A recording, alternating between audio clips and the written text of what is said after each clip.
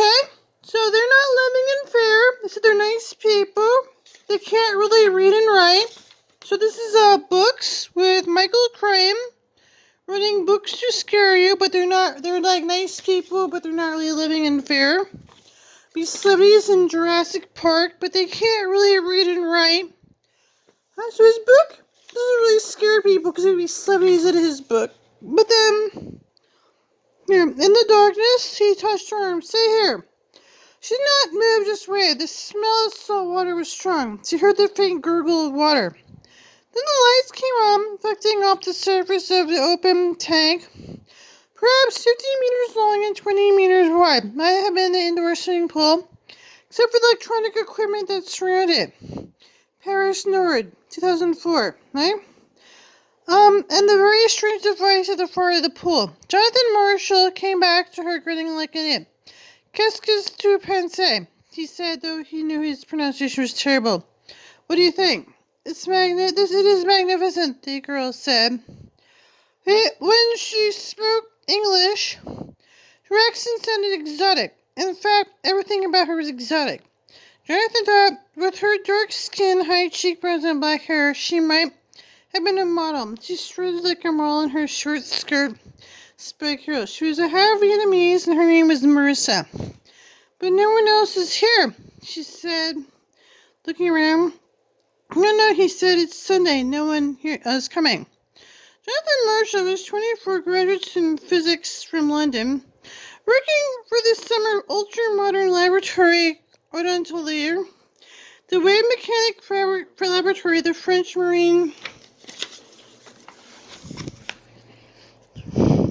Institute of Vichy, just north of Paris. Suburb is mostly the residence of two young families. Had been a lonely summer for Marshall, which is why he could not believe his good fortune meeting this girl, extremely beautiful and sexy girl. Show me what it does, this machine, Marissa said. Her eyes were shining. Show me what it is you do. My pleasure, Marshall said. He moved to the large control panel. He had to switch the pumps and sensors. 30 panels over the wave machine at the far end of the tank clicked, one after another. He glanced back at her and she smiled at him. So complicated, she said. She came and stood beside him at the control panel. Your research is recorded on cameras? Yes, we have cameras in the ceiling, size of the tank. Make a visual record of the waves that are generated. We also have pressure sensors in the tank.